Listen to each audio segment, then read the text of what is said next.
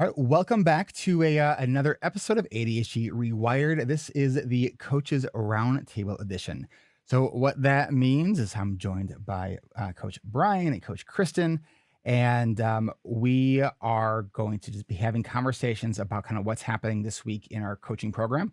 And one of the other things is I'm probably not going to do much editing here. I think I mentioned in the last two things that we sent out on the podcast feed is that episodes are going to be possibly a little intermittent, not doing regular episodes every week, but we're going to try to do these every week unedited and get them out because I think these are really good conversations. The other thing, for those who don't love the hour-long versions of this podcast, we're going to try to keep these to 15 to 20 minutes. So wish us luck. So here we go. All right. So we got Kristen, we got Brian, and it's me, and we started a group this week. So let's dive in. How's it going? It's going great.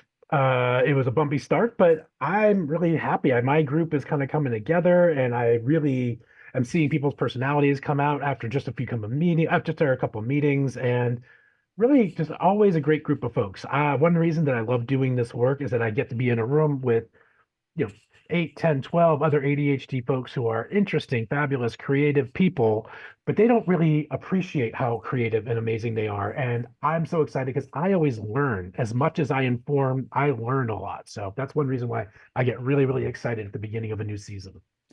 And Kristen, how's your stuff going?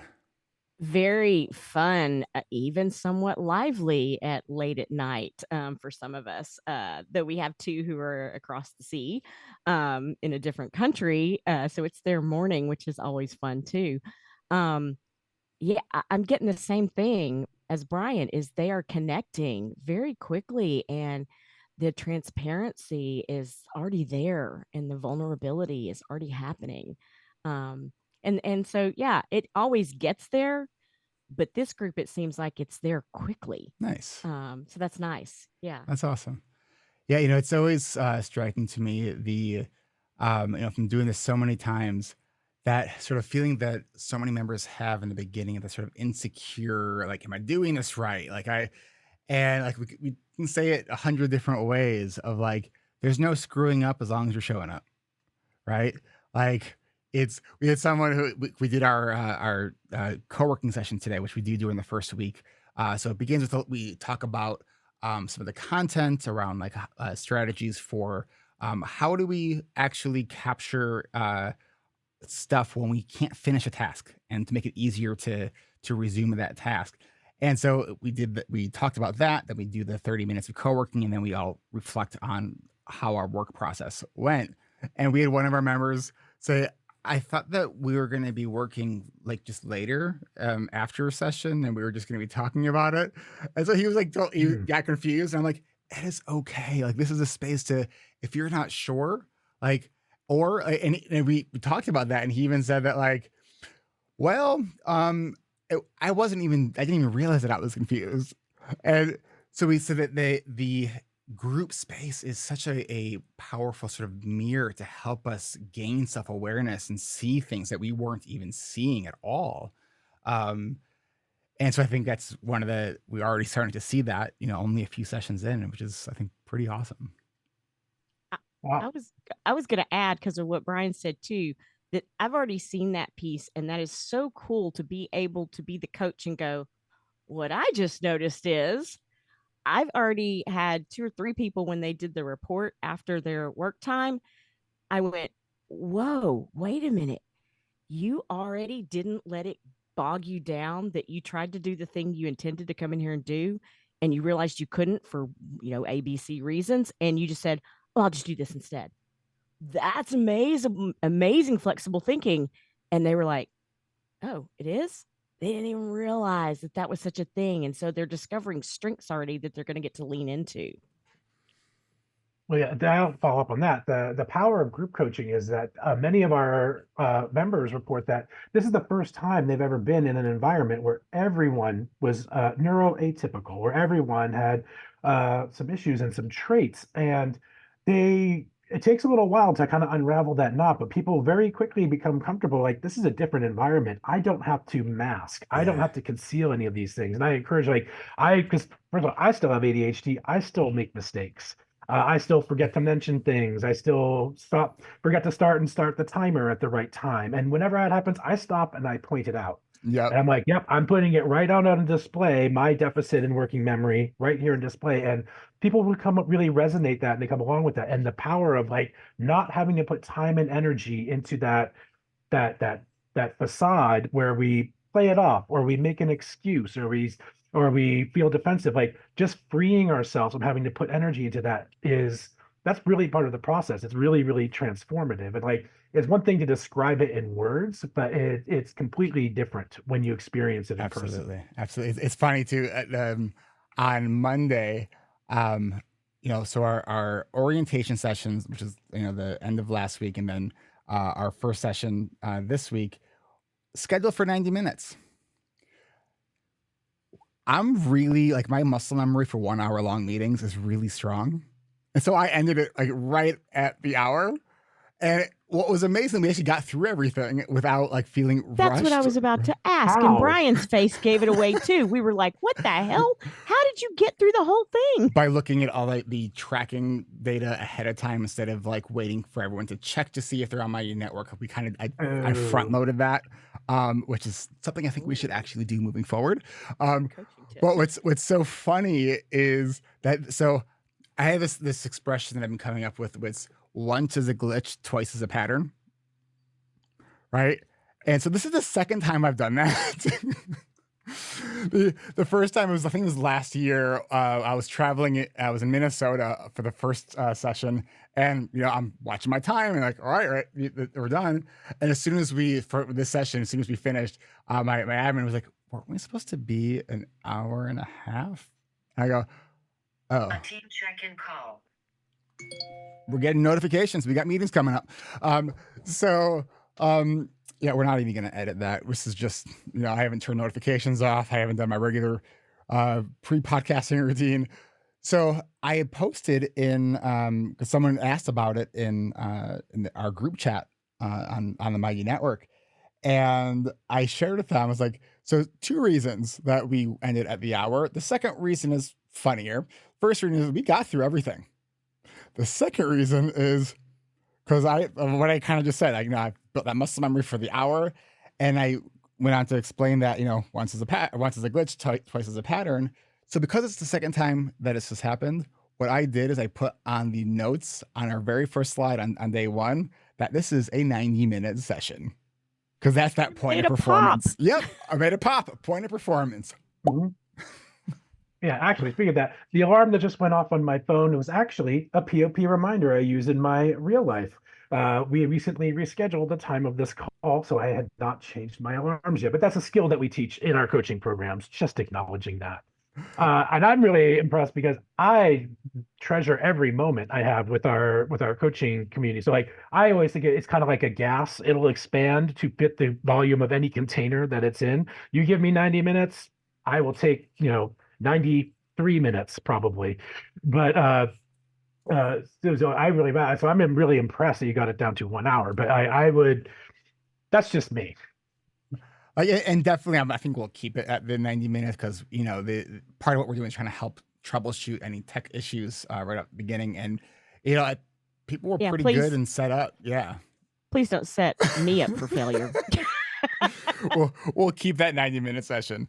And I'll just maybe communicate it that it could be shorter if we're all set up and ready to rock. Mm.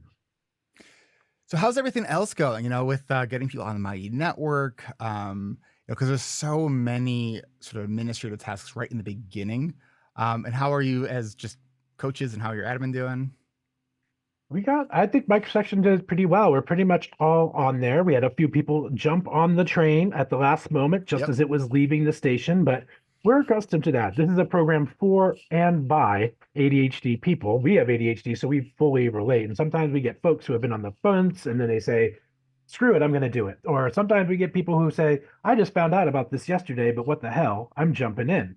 So we had a little bit of a time differential, some folks jumping in, but just keeping an eye on the tracking, what you said, but also having really two great, strong admins who are admins, by the way, for the folks at home, are our peer mentors. They're alumnus of our programs who have taken the program but have volunteered to come back and right along with the new cohort of our folks, acting as a peer mentor and providing administrative support to the coach. And really having great admin like that are such a really great tool. It's a really great dimension of the program. And my admins are kicking butt so far, doing really, really great.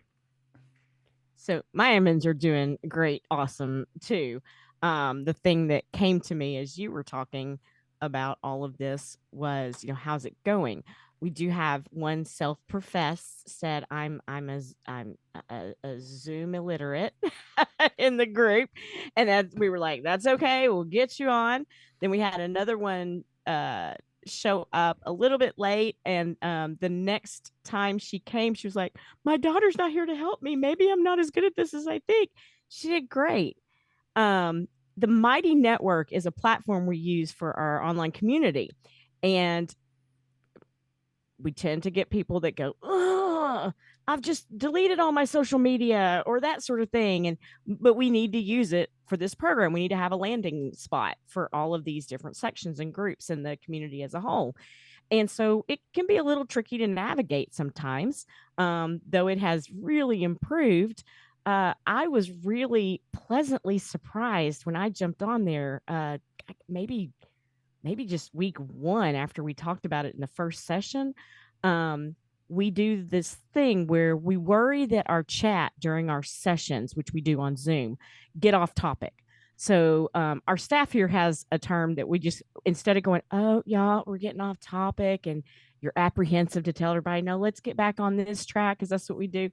We just go, oh, man, I'm rutabaga-ing or rutabaga. It's just our coaches team term that we use to remind ourselves, hey, we're not talking about the thing we need to be talking about. So every season we let the teams, the sections, throw some out there and they vote on them and everything. What was so pleasantly surprising is they jumped into the Mighty Network chat for our section, and I saw that. they've all been all over it, just talking away. And I was like, wow, I don't think I've ever seen a group start like that. Maybe That's two or awesome. three people, but Oh yeah. a good number. I mean, almost all of them have jumped in. And And so that's I just have to jump in here. Like I've been noticing this more and more. I've been coaching for a little over a year now, and every group has its own personality. So It it true. is you does. think you're just gonna it because I've been doing the this for coaching 10 years, and that is true. yeah, the coaching program, you think it's, oh, we're just going to go from one. A lot of people come in with an assumption it's going to be similar to a class where it's a one-way dissemination of information from an instructor to a student. But this is a collaborative experience. And like, it is so remarkable how it is different from group to group to group. It is really, really interesting. And I thought this would also be good to, I'm just trying to watch the time here, also for people who have been kind of listening for the last couple of weeks and kind of following our stuff, to let people know, we nearly filled up. So a couple weeks ago, we were kind of in like, oh shit mode, right? Because we had, I think we were less than 50% in all of the sections. So we're like, how are we going to fill up? So I made this decision we dropped our price a bunch, and which helped lots of people. And so out of 36 spots we had for our 3 sections, we have 35 filled spots. So that was it was definitely a sprint of an effort to get that going. But I'm just really happy that we pulled it off as a team. Being that we don't have a lot of support right now because we did have to pare down our team, unfortunately, with all the administrative help. So I'm kind What? of And doing a lot of this right now. Yeah, I'd the like to hyper. speak. Oh, yeah, I was gonna say Please I'd go like to ahead. speak to that a little bit in that happens in service companies. Well, and then you see it in like goods companies. Somebody buys a refrigerator 1 month and they come back the next month and it's on sale. Um, and that is just sometimes the nature of, you've got to figure out what the economy is around you and what's happening. And what I am loving about this is probably um been a more affordable opportunity for some people who have been waiting and waiting and waiting because they wanted to join and maybe have been trying to save up for the cost of this. And the quality, it's going to be all the same. It is still, I am still in there, yeah, 1,000%. And I love that, that we have opened the door for so many other people who might not have had a chance to do this program, because this program was just kind of a lifesaver for me job wise. Mm.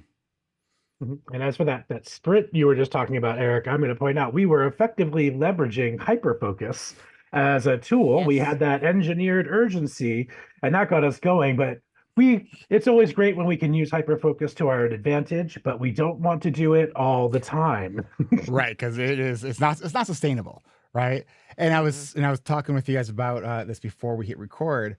But what's been so interesting to me is, like when I started the business, I was regularly doing like 80 to 100-hour work weeks, like insanity. I don't recommend that for anybody, right?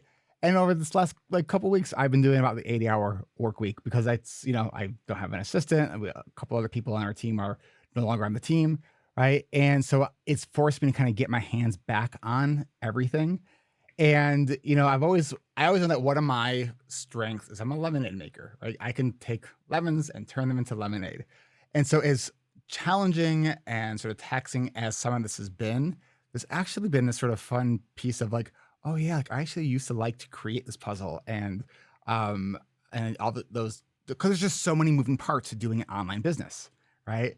And so it's allowing me to kind of get back into the sort of the I don't know, the weeds, but the thick of the setup process, and it's allowing me to sort of think about how we do things and reevaluate, are there simpler ways to do what we are doing?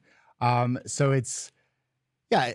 Am I hoping that the 80-hour work week is a very limited thing? Yes, because that's not sustainable, and I know that's not sustainable. But there's also Yet you used to think it was. That's where I wanted to ask you was in reflecting upon that. Maybe you haven't had a chance to slow down and reflect upon the differences because I used to do that too.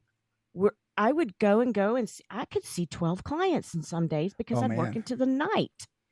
I'd go family visits and I didn't see what the others around me were seeing. Mm, It was such a hyper focused type thing to try to get the job done, to try to look more credible and make up for my deficiencies in mm. the role that I played at work. That's Um, absolutely I'm yeah, sorry. That's absolutely the power of group coaching. And we even use it amongst ourselves, being that second set of eyes that increases our awareness. And what I was really impressed with over the last few weeks is that we were using the principles that we learned at ARC. If the folks at home might not realize this, but Kristen and I both now coach for ADHD Wired. We started here as coaching members and then eventually grew into coaches. And I was impressed that, like, oh, when we got into this situation where we had to really pull it together, I had to have a one-on-one with Eric where I told him, like, Eric, priority number one is taking care of Eric, Thank you for doing that, self-care by the and way. not burning out. Because the one thing, another important concept from our course, the one thing we cannot be successful without in this situation is a healthy, functioning Eric. So that has to be at the top of the priority list, even if it feels counterintuitive. Even if feels like there's a fire burning in the next room, if you are not in a good place to deal with it, it's going to keep burning. You've been in my mind for the last 2 weeks because of that conversation, Brian. Because I definitely have always had this one more thingitis real bad, and when I don't have like an administrative team to back me up, it's like it's all on me. Well, mostly on me, right? And in the evening as I'm trying to wind down, I'm like, oh, I gotta do this. I gotta do this. I'm like, okay, Brian's gonna kill me if I burn out because I am not. Mhm. So Correct. I thank you for that got conversation. I got one last thought on that too, and I'm sitting here contemplating: do I want to share it? I do, not because it's you. It would be anybody. My ADHD brain wants me to be so helpful, and Hmm. anybody in need could drag me in a snap. And I have been working so hard on figuring out what are my parameters about what I'm doing because I don't want to Mhm. lose myself again into Mhm. that kind of place. Um, yeah, because part of it was I was on vacation last week, which gave me a lot of open room to think about it and to say, no, this is important. I can take a few moments and do this thing because it is important right now for art or ADHD rewired and coaching. And might even be about my private practice. I might have had to do something, but I didn't allow it to overtake everything. Whereas in, several years ago, that all I would be doing. Everybody else would be having vacation time in the family. I would Oh be yeah. working. Yeah. So thank you for this challenge almost, everyone out there. I'm glad we got it. We got to put our heads together. We got to work together. We got to, have a little grief together. And that's been quite an experience. It's been an emotional Yeah. challenge. And I think we've met the challenge and are embarking on a new group of people to add to our program, our community. Absolutely. Now, Ford, I just want to riff on what you just said. I consider myself a recovering workaholic and a recovering people pleaser. But the journey to getting those better boundaries, and there was a lot of work that I've been doing on myself. The journey with that started in my original ARC session back in season 22. These are things that came up and I've been working on ever since. I didn't fix those things or actually directly address them in season, but it kind of changed my lens in the way I see those issues. And that's where the process began after the 10 weeks. It sounds like what you're talking about is the evolution of our relationship that we have with our ADHD, which is one of the things we're going to be talking about next week in group. And we will then Mm, reflect on back here at the coaches roundtable. So we hope. excellent segue. I was kind of proud of that one. So, I always try clever segues, but like they don't always come off, which is fine. I think you're That better was at that good. than you realize. I do think you're better at that. It's the jokes in your head that you say out loud that don't land. Well, I just got to say we all get gold stars because we're wrapping it up right here and we stayed within the time frame. So go us. Woo woo. Thanks, everybody. Hey, thanks for listening. I hope you enjoyed this format, kind of unedited, and just a couple quick things before I go home. It's it's 10:20 on Friday night. So I just want to thank everyone who signed up for our spring coaching season. We actually did end up just about filling up. We filled 35 of our 36 spots. So thank you everyone who did sign up. Also, couple quick announcements. And by the way, this is also unscripted. I'm looking at my calendar right now. This coming Tuesday, we have our monthly Patreon call for our $25 a month patrons. And that is at 3 o'clock Central. It's 1 Pacific, 4 Eastern. And you can become a patron at adhdrewired.com/Patreon.